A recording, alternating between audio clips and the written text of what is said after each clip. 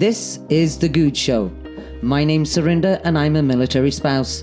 I've been a military spouse for over 26 years and my guy served 30 years as a Navy SEAL and retired as a Command Master Chief. Now, I've heard a few stories and I've told a few stories and now I am sharing stories. Sit back, relax, grab a beer, grab a coffee and enjoy. Check us out on social media at The Good Show. Do you know that you are the only other guy, I think, in my life that I see on such a regular basis? Like, my kid doesn't even come home to see me like every day, but, 4, 5, 6 times a week. I believe that. Yeah. Yeah. It's kind of like I keep saying to Good, you need to come down to the gym and just meet Dusty, okay? Because this Dusty dude, then Yeah. Jordan's going home and she's going, hey, Mom, the workout, Yeah, So everybody who comes here on a regular basis, Monday through Friday, has very similar reactions. They see us here more than their significant other or their whoever's at home because this is part of their routine as they create it. It is. And it keeps them sane. So they start their day here at 5 a.m. and then they're able to go out and do whatever they need to do because they've already taken care of themselves. Yeah, I mean, if I don't come in at 5 in the morning, if I don't come in during the day, I don't feel normal. But I have to say this as well, and this is not just because, I come here, but there's a great camaraderie that you've built in this gym. I mean, it's a lot of women, let's be honest, in the morning, It's a lot. And I've said a few things like, a little bitch over there with the weights, whatever, but in a nice way. Yeah. I meant it with love. Comes from a place of love. Yeah, but you have managed to create this community here, which isn't something you get at a lot of other gyms that are built on this kind of, How it functions, yeah. Yes, The functionality of it. So how did you do it? And do you ever get that bullshit where you're like, okay, listen, ladies, do you have to ever get involved? Way too much estrogen. No, it does get a little bit all over the place sometimes because it's a lot of personalities. Yes. So managing that is not always the easiest. Lucky for me, I say lucky now, I was raised by all women. So mother, 3 aunts, 2 aunts. My uncles were across the country, so it was my grandmother, my sister, 2 aunts, my mother. So that was normal. So into this. Here I'm loud at my house, in my family, in my routine of everything. Yeah. I'm just a fly on the wall because I'm from an Italian family, the loudest person that gets heard. So everybody's arguing constantly and whoever is the loudest thinks they're gonna get their point across. So I'm always minding my business doing this. So I'm able to deal with that. So when I'm here, it's a little bit vice versa where I have to be, lack of better words, the authoritative figure in it. Yeah. And it's worked out well. As far as the community, I mean, that's just kind of, I won't say identified itself, but you weed out the ones who don't really want to be a part of it. Yeah. We are like with this, I've heard it from another gym. The tagline was everyone's welcome, but it's not for everyone. I like so that. Everybody's welcomed here. They Yeah. can come in, but you'll find out really quickly in the first couple sessions if this is the type of thing you want to be a part of, or if it's not, which is no problem to you. Yeah. I refer a lot of my friends' businesses. There's gyms everywhere, fitness things going on all over East Lake, but you'll identify it very quickly, and then you'll either not fall in line, but fall in line with what's going on here, and be a part of a community that comes together and does things, or no worries, maybe you come back. People usually circle back. Yeah. 2 things I want to touch on that you just mentioned that I do want to talk about.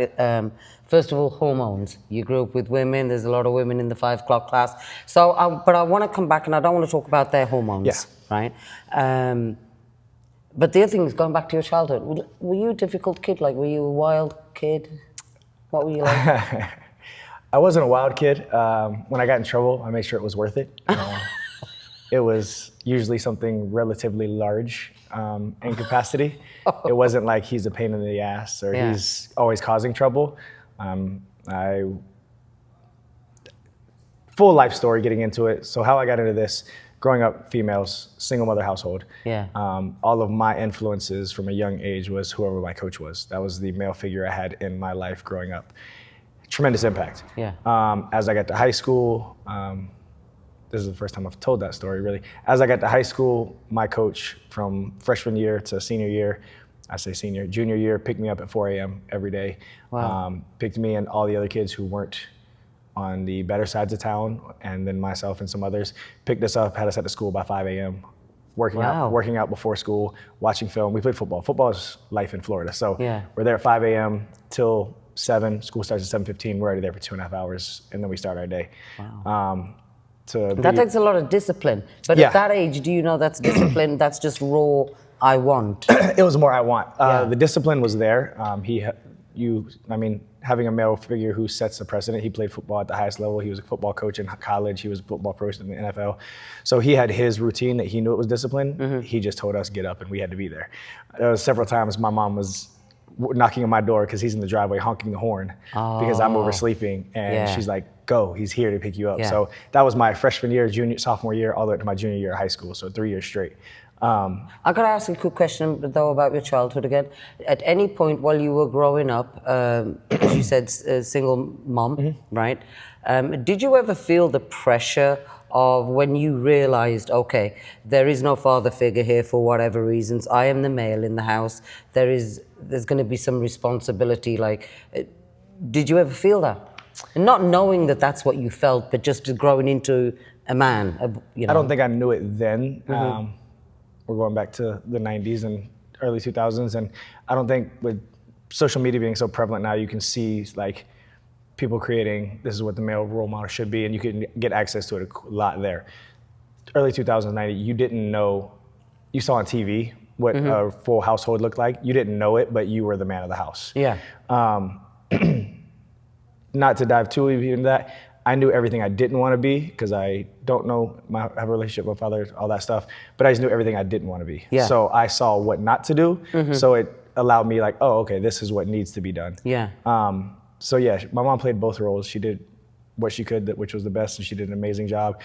I make the joke, I was born into fitness. She did wrestling, she was in WCW, WWF. She did the Jerry Springer show. Oh, did she? Look at this. We've been working out with this guy for how long, Kim? I didn't even know this stuff. So, no, my mom's story is way cooler than mine. She did wrestling locally around Florida and then got picked up to go do WCW wrestling, WWF wrestling, did Jerry Springer. So she did a lot. And like I said, her story is way cooler than mine once I started telling it. But I was raised around, she was in shape because she was on TV and she was doing wrestling. So I was raised in the gym. Yeah. From 8 to 10, 12, and then football came, and then that just transitioned into, okay, I now have to train for football. So that happened there, but then I make the joke that my mom would play mom and dad. There's one incident where I got in trouble, and she popped me in the mouth, and the next day she went and bought me this poster that was this Hawaiian Tropic girl and put it on the wall and was like, I hit you and I disciplined you, but then okay, here's this too, cool, because I'm playing mom and dad, so she's like the nice one and the mean one. She's good cop, bad cop. So she did a good job with that. She did a great job doing that, and she worked blue collar. I was raised, she went to work every day. I was kind of, for the most part, get to the bus stop, make your breakfast, stuff like that. But she was manual labor, fixing dents, fixing bumpers, blue collar her whole life, and Florida freezing, winters on rental cars and stuff like that. So I saw her working, so I was like, if she's gonna do it, I don't have any other choice but to get up and do it. Now, as you went through high school, you played football in high school, obviously. What made you gravitate towards, you went and joined the Air Force? Yeah, so. Out of all of the branches, let me first ask you, why Air Force? I tell this story often to kids who are interested in it. I was set on Army, Marines, something else, just because I'm 18 and Call of Duty is the video game that's out. You're seeing all the cool stuff, and it's like, I want to go do that. And then, so I was like, I'm gonna go Armies, try and go to Ranger, yada, yada, yada. And my family, who was military, was just go talk to the Air Force. So I made my way to the Air Force office, and I'll never forget the line they got me with. They were like, how many Ford and Chevy commercials do you see on TV? I was like, there's one every day. They were like, how many Lamborghini commercials do you see on TV? I was like, never. He's like, we're the Lamborghini, they're the Ford and the Chevy. Oh my gosh. So I was like, you might, but they painted that picture, and that's what got me. And all right, I'll hear more. And honestly, the recruiter got me, was like, it sounds bad to say other branches, do you want to have a life after 4 o'clock? I was like, yeah. She's like, we go to work, we get off, and we go have our lives and stuff like that. We don't stand duty, we don't do muster, we don't do all that. So that was appealing to me because for me, military was a procrastination tool. I knew I wanted to go, but I didn't know what I wanted to do yet. And I knew if I stayed in Jacksonville, Florida, I would probably not be doing anything that I needed to be doing. Yeah. So it was my way. I left home after high school for a little bit. That fell through. And then from there, I was like, if I don't leave now, I'm probably just going to be here. Nothing against anybody who's staying there, like managing the bank, or they go to the university in the city and then they just go to work. I was like, I want more. So joined the Air Force. How long were you in the Air Force? Active 4 years, reserve 2, and then a whole nother. So I joined at 18. I'd come from a football background, wanted to be this, that, and the above, joined Special Forces. I don't swim well, so that was short-lived. I failed out after a while there. They reclassed me into civil engineering. I said, what's that? They said, you're gonna do HVAC. I said, what's that? They said, you're gonna fix air conditions. I said, okay, cool. Where are we going? You're going to Whiteman Air Force Base. I said, where's that? Missouri. I said, where's that? So like, it was 18, not knowing anything. Yeah. There was lots of jokes about like HVAC. So, it's like helicopter evac, da-da-da. And I'm like, oh, really? And they're like, no, it's heating, ventilation, and air conditioning. I said, oh, all right, cool. So got sent there, which was a blessing in disguise. Went there, was stationed there. While I was there, I was able to appeal to my command, operational risk management, and I played 2 years of arena football in Kansas City. So they had a pro team in Kansas City, so I was able to work like I said, go home and have a life after. Yeah. Worked, we had a good schedule where we were 7 to 2:30, 7 to 3. After that, twice a week I'd drive to Kansas City, which is about an hour away, go practice, and Saturdays were games at Kansas City and stuff like that. So I was able to play professional football for 2 years while I was active duty. Wow, that's crazy. So you've done all of that, what made you decide to leave go from active to reserves? So football and sports has been my life. So I did a program called Palace Chase, where you get out a little bit early and you double your time into the reserve. So at that time, I was getting out, and in my head, I'm still 21, 20. I'm like, I want to play football at the highest level. So I got out. My family was in San Diego. I had a retired Navy grandfather who lived here, moved here, and he was able to give me room and board at a low cost where I didn't have to pay California prices. And I was going to go to Southwestern here at the junior college and play football. And because once you go into the military, you're allowed to go back to college and play after that. So I was going to do that, came out here, did about a semester or two, went through the process of getting ready to play, and then I was like, no, I think I'm just ready to coach. Because I knew that like I said, I knew the impact that my coaches had on me, and it kept me from I have a couple of friends who are doing double life sentences or have passed away who were in that car with us every day in high school. So it's like, I knew he steered a friend of mine who made it to the NFL, played a career.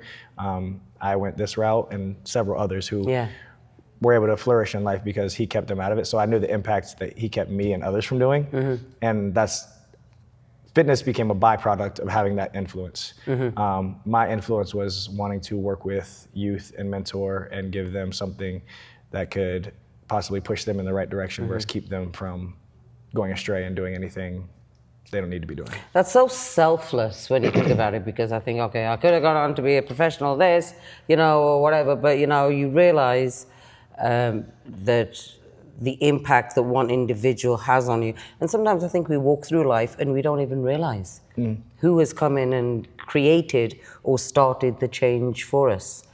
So as you had consciously made that decision, okay, Air Force ends here, going to go into, the reserves. Did you ever experience, would you say, like a transitional piece from military to civilian world?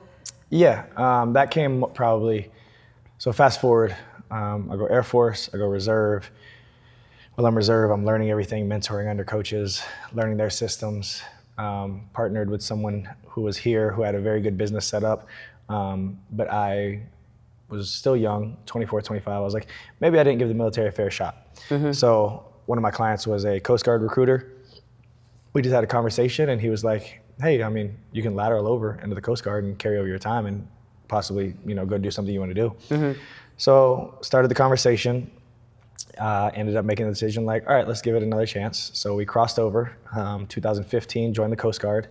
Got stationed That's back. crazy, Dusty. I've just got to say that. I'm listening to this for the first time, and I'm like, it blows my mind. Yeah, Air Force, Navy, Marines, everybody wasn't taking over prior service at the time. We were just at a standstill, whatever it was, in 2015. And so I just started the conversation, and they're like, yeah, we'll carry over your time in service. We won't carry your rank entirely because we don't have that. They don't have civil engineering. So I had to go back through boot camp again, which was fun. So I went through Air Force and Coast Guard boot camp, and then went and got stationed in Florida for 4 years. So while I was in Florida, again, cards have fell my way when it came to doing what I wanted to do. Our unit there was very short time as far as work schedule. We went in at 6. We only took a 30-minute lunch. We were done by 2. So I was working 6 to 2, and then I took a job at a sports performance facility out there as their head of strength and conditioning it was called Tampa Sports Academy. So I worked 2 jobs doing that for 3 years while I was in Tampa. Wow. And then that was, wearing both hats. I got to do both. But the transition, to get back to the original question, when I was there, the person I mentored under here passed away 2 years after I left. And I just get my phone blowing up in the middle of the night. Hey, are you coming back to take everything over? Are you coming back over to do this? Are you coming, what's happening? Because what was here for hundreds of people and kids and adults was ceased to exist.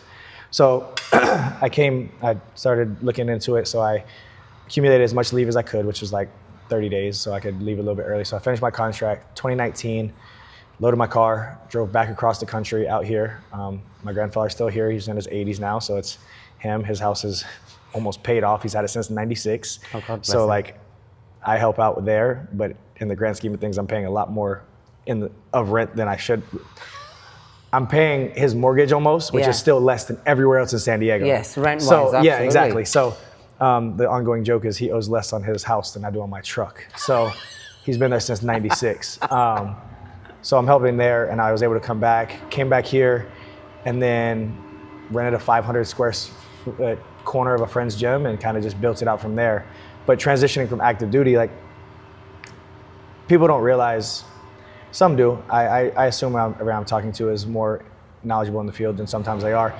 The body processes stress all the same. It doesn't matter what it is.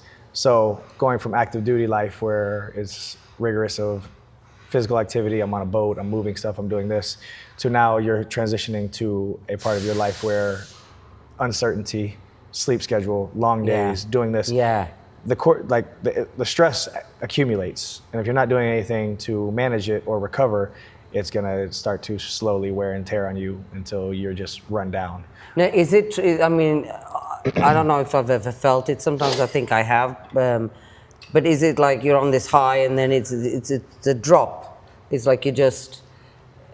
For some people, I can't speak for everyone. Mine was just a gradual. It's not like one day I feel great on top of the world and the next I'm just depressed in the dumps. It was just a gradual taper.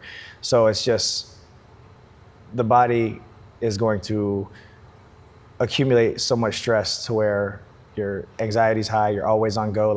I would go to sleep and try and go to sleep, and I'd roll over and I'd start thinking about something, and then my mind would just race down that, and then next thing you know, it's morning and I slept maybe 2 hours because I roll over, I think about something else, roll over, think about something else. It'll just be an accumulation of it.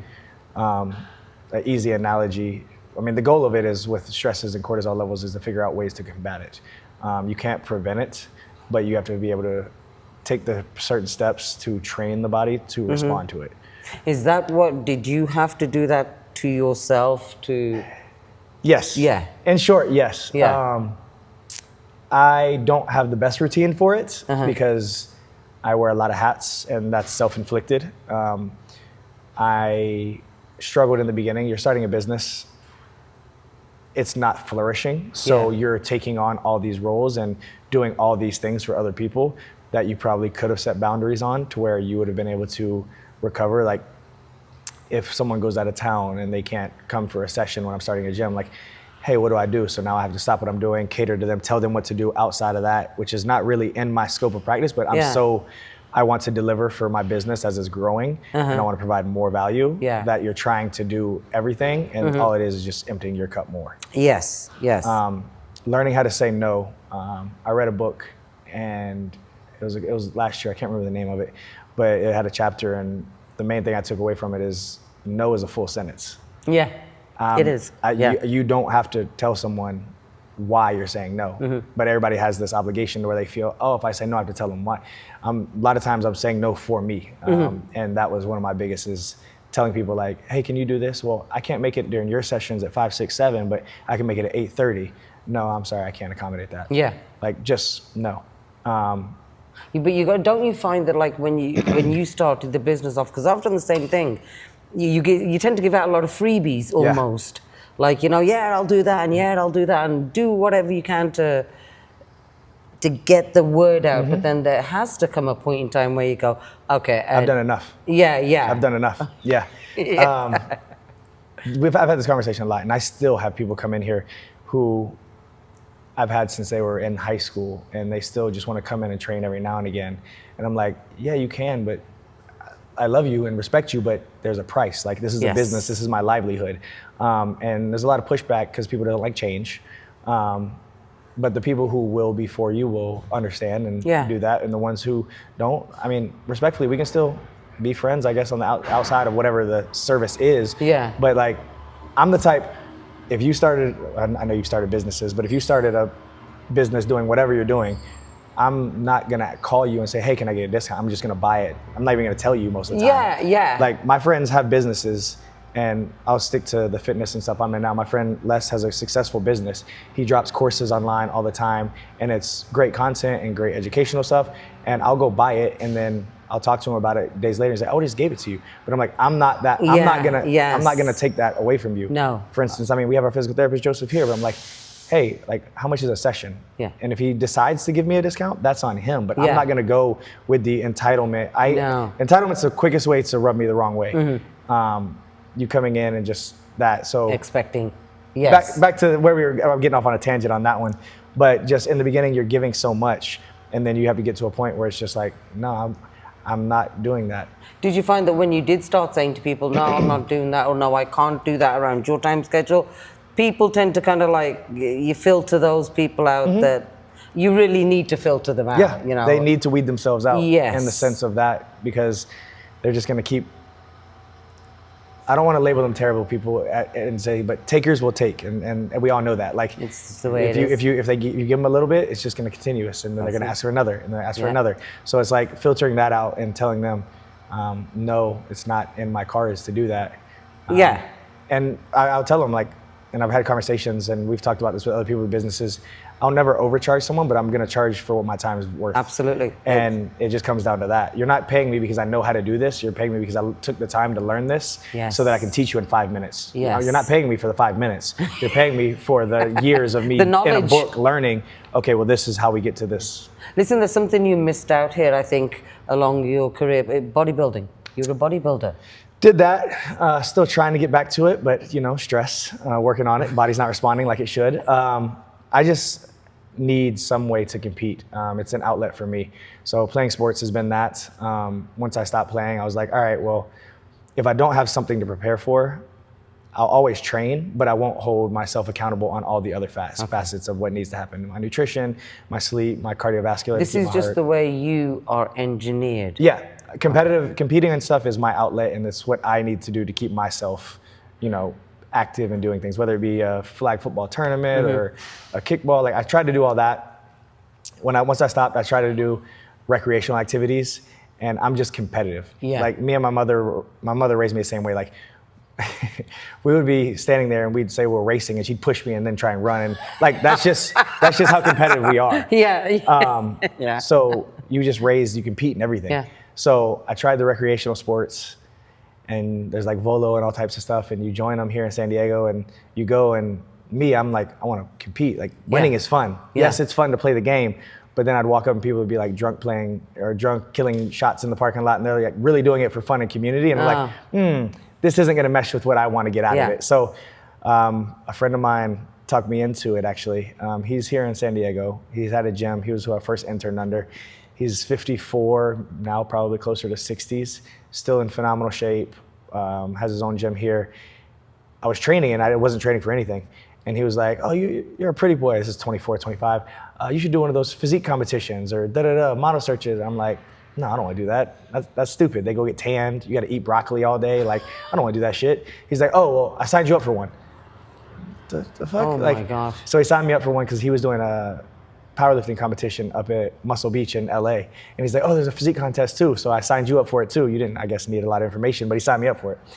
And so I was like, all right. Then the switch flipped and it's like, all right, well, if I'm gonna do it, I'm gonna go all in and compete. So like I went 8 to 10 weeks of just, I had no idea, self-taught, reading Muscle and Fitness, like no coach, no anything, chicken breast, tilapia, and asparagus for like 8 to 9 weeks. Got super small, super lean. Went up there, didn't do super well, middle of the road, nothing, but I was like, wait, this isn't bad through it being a byproduct of being around the right people. So everybody who was there competing, that was the mindset I had. Yes. Yeah. If I'm doing something, I'm committed to it, I'm going all in. It's not like, hey, let's just do this for fun. Yeah. It's, if I'm gonna do something, I want to be the best at it. So I met a lot of like-minded people through that process because, I mean, it's very time consuming. You're going to the gym, you're on the Stairmaster treadmill for an hour, 2 hours a day, in the morning and night. So you start to see people there at the gym all the time doing it with you. So in gyms, oh, what are you training for? Oh, well, I'm gonna do this, that. So then it just started building this community of people I saw every day who I met. 10 of my best friends, I've been in like 3 of their weddings.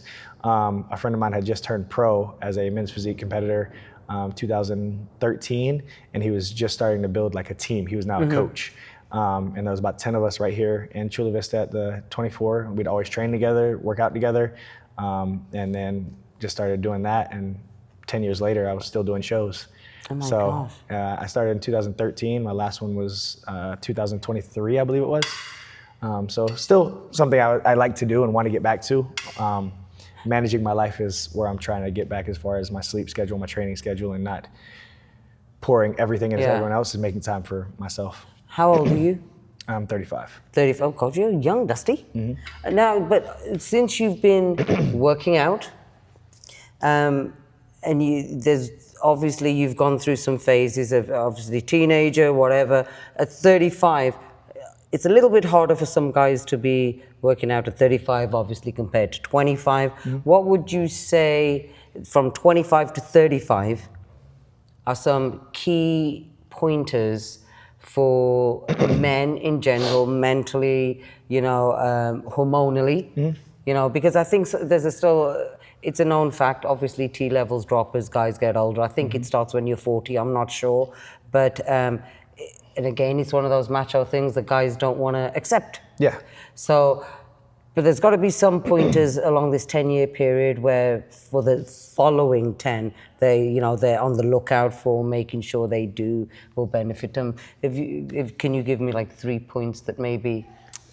I can go down that rabbit hole for sure. So one thing currently now with people doing this or looking with fitness is there's so much access to just information. It's a double-edged sword. There's a lot of great information, but it's starting to make the shift. A lot of the great information that fitness professionals or people in that whatever realm you like to, whether it be CrossFit, High Rocks, are putting out good stuff, but the ones who are getting the most views and getting seen are, lack of better words, shit. It's more captioning, it's more influencer, it's more this, and some of them are good and far in between, but there's so much information, a lot of people get lost in that whole algorithm of what to digest.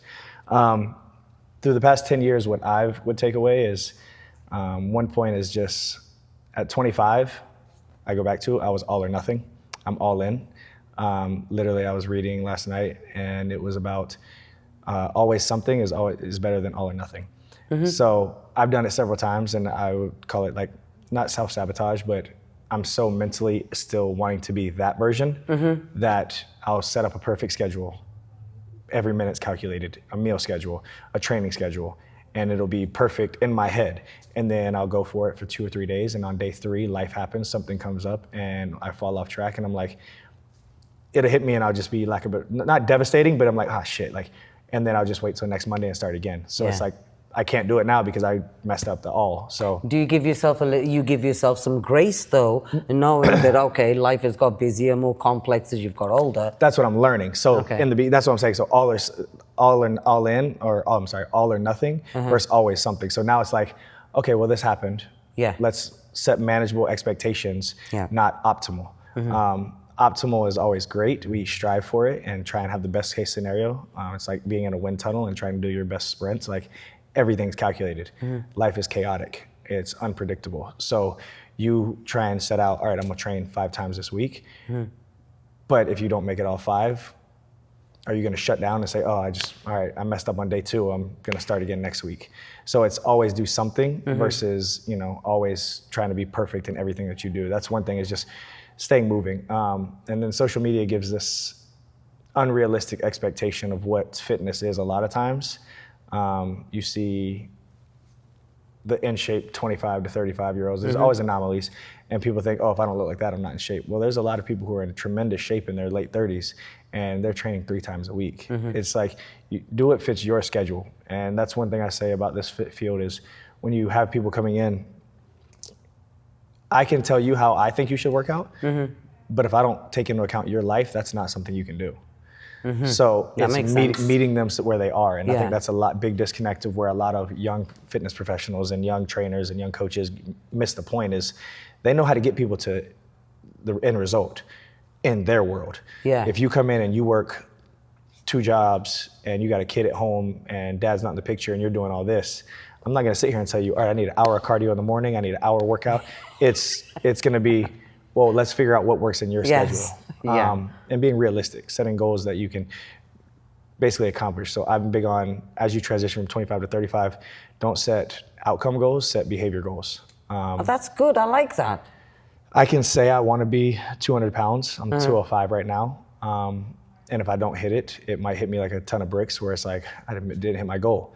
Or I could say, hey, I'm gonna do the thing, I'm gonna train 5 times a week, eat in a deficit, and do X amount of cardio, whatever it is, to get me there. I might not get there, but I've done all the outcomes, and usually that's gonna lead to the result. Now, I see a lot of kids, and my own daughter's a member of the gym here and been to some of the programs. I see a lot of the kids that you do programs with in the area.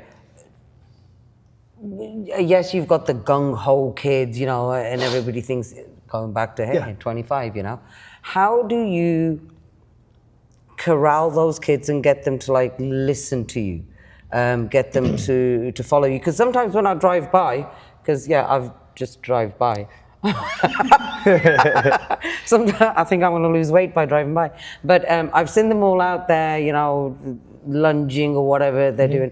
And it's a lot of kids, Dusty. And so I look at you and I think to myself, well, there's got to be something in this package here where you can control 30, 40 kids or however big that class is. What's your secret? I can't control 2 kids. So, I don't know, me and kids, I just usually have really good connections with them. I treat them as equals. I don't treat them as kids. Talk to them like humans. But the real take home is I can know everything in the world, and I could train NFL athletes, Olympic athletes, and a kid comes in, and if he doesn't know that I actually care about the kid, he's not gonna pay attention. So the saying is, nobody cares what you know until they know that you care. Yes. So all these kids, I have personal, I'm actively, and it goes back to just being someone who, some of these kids come in and they come from a single household, they've had no one show up to their games and go to these events. So I'm very adamant on going and supporting our youth. You see me post all the time. I'm going today to a playoff game, and then I have football practice after that. Games. Going out and showing them that you actually are invested in them and you want to see them do it. I don't get anything from them going to the next level in college. I get a good feeling that I facilitated that, and I played a small piece in helping them get there, but I want to invest in them long term, just see them through, become better humans. Investing in them is basically what I do it for, which is why you see it. My adult sessions, I have coaches I've hired. I have relationships with all the adult sessions, but I'll never let anyone coach my kids unless I know that you're actually a decent human being. I'm not gonna put someone who I know's lack of moral character in front of them because they get invested. And I've brought in coaches, and they'll be the first to let me know that's not it. He's not it, or something like that. So investing in them, and it's like us when I think you got a new trainer once, and all the adults, we were all 5 o'clock class. We were like, all right, what's the vote? What do we think? Yeah, everybody has it. Yeah, it's definitely a democracy in here when it comes to hey, we're bringing in new people. No, we don't need anyone new. We're good. Jen will do it. Yeah, you can just write it on the board. We'll do it without anybody. So that's been the joke about 5 a.m. I would tell people everybody's like, how do you wake up at 5 a.m.?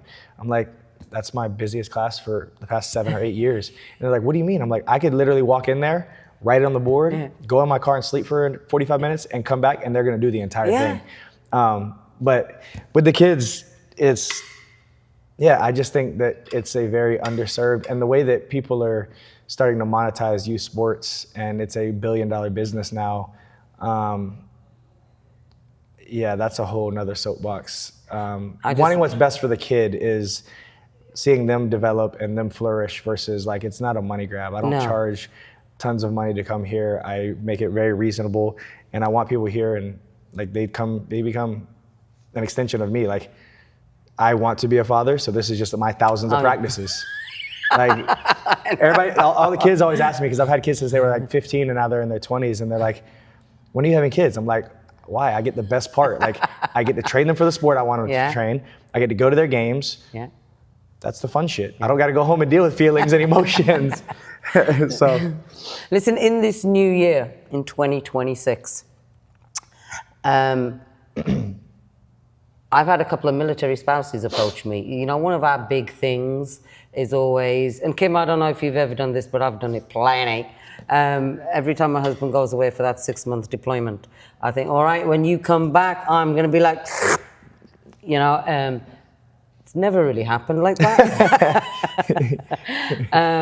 But I think that on a serious note, we should talk especially about this East Lake area, because it's so full of military.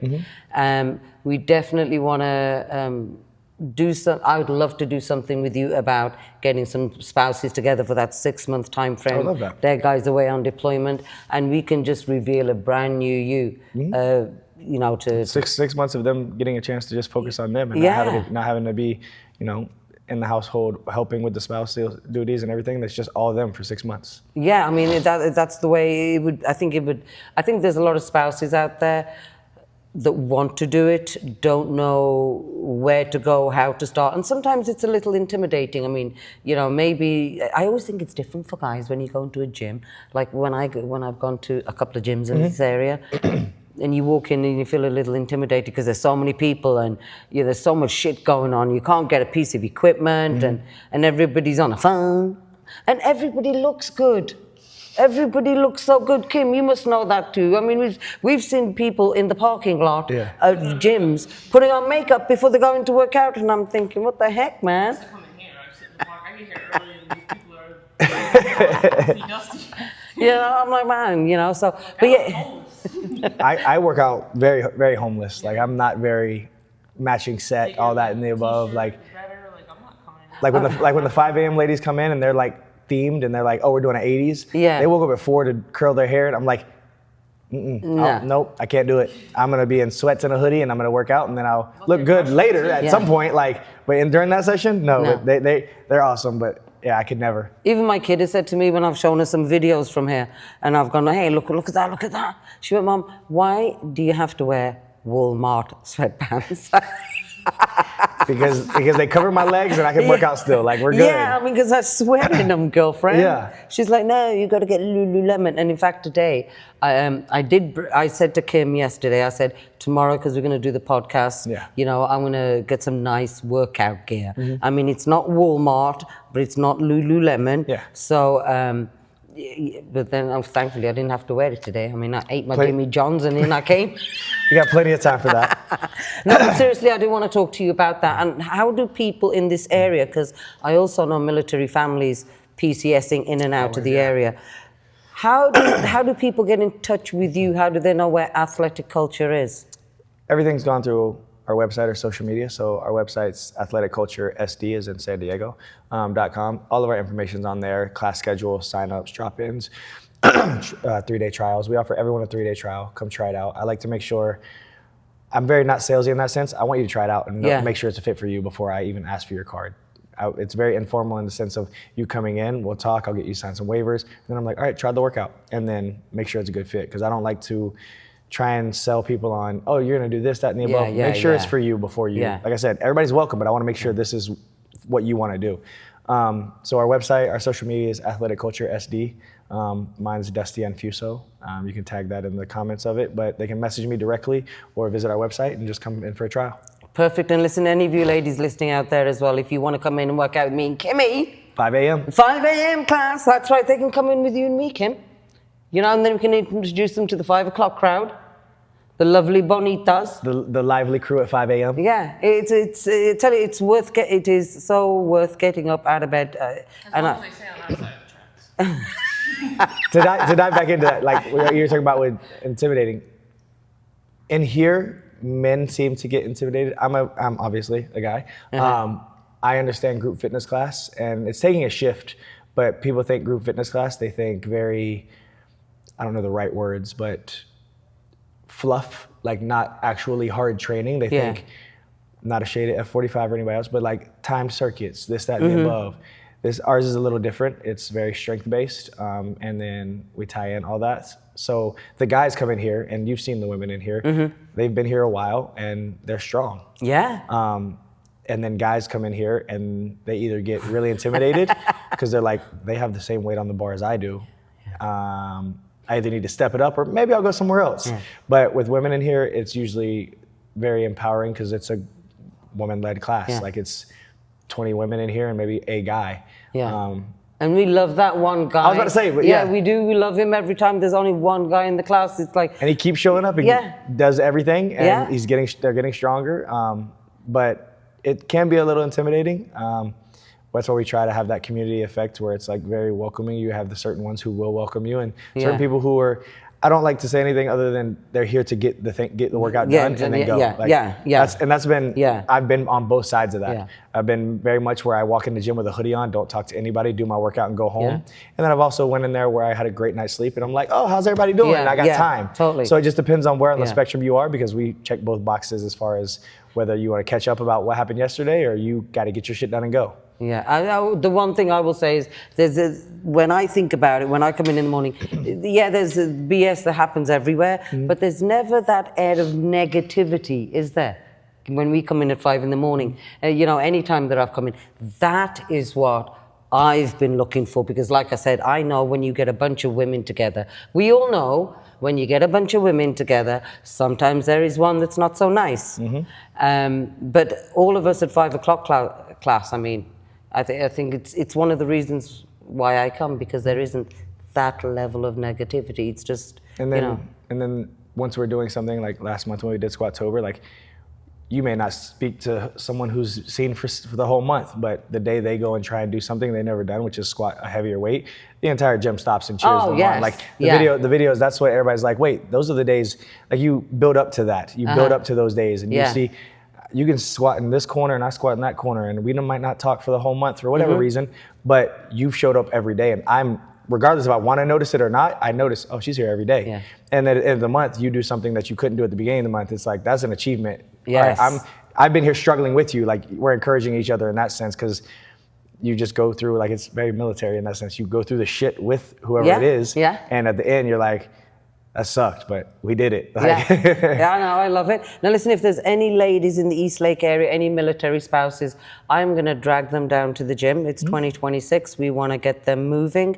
I wanna keep coming back to you at regular intervals, just so you can keep us updated of anything new, fandangled going on in this whole, performance athlete kind of world, because when me and Kimmy come in at 5 in the mornings, we are performance athletes. Everybody is to work.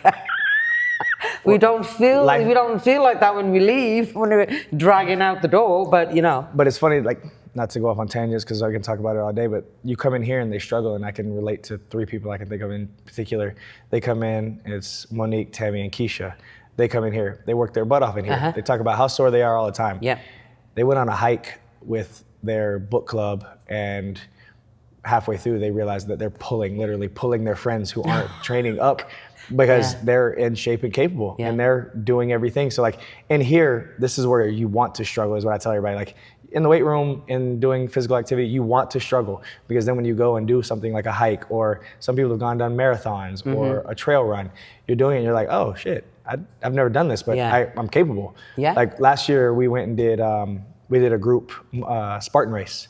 And there was about 15 of the women and me and a couple of people. We went, and some of them have never done it. They're like, I don't know what to expect. And they're like, oh, it wasn't, we only did the 5K, I believe. But they're like, that wasn't terrible. I was like, yeah, you do things that are way harder than this so that you're able to do this when it comes time to actually need to. So I like that. You should, whatever you're doing 2026, events like that, me and Kim definitely will. Kim, we're doing it. I've put her name down now. I'm not running. I don't run. Kim doesn't run. we'll pick our feet up at a rapid pace. That's it. Speed walk / jog. Just bounce the shoulders. Bounce the shoulders. We'll be good. We'll be good. Dusty. We'll experience it. Listen, thank you for your time today. Appreciate it. I definitely do want to, every now and again, I do want you to come on, give us some information. And I appreciate everything you do for me and Kim and for my kid as well. So, and again, Jaden, Joe, your trainers here. We love it, don't we, Kimmy? It's fun. Get up at 5 a.m. and must like fun. You keep coming back. Yeah. Hey, listen, we want to know what your favorite workout is, what you're doing in the mornings. Let Dusty know, DM us. We want to know what's going on in your world. If you're a military spouse, let us know. Stay on the lookout. Come on down and join me and Kim. Appreciate it. Thank you very much. Appreciate it. Thanks for tuning in to The Good Show. I hope you have been inspired by today's conversation. If you loved what you heard, help us spread the word. Follow me on Instagram @The Good Show. As military spouses, we all have stories to share, experiences, resources, and support. I want to hear your story and highlight your business. Let's connect, DM me, or visit surindergood.com to share your journey. Until next time, take care, stay inspired, and keep doing good things.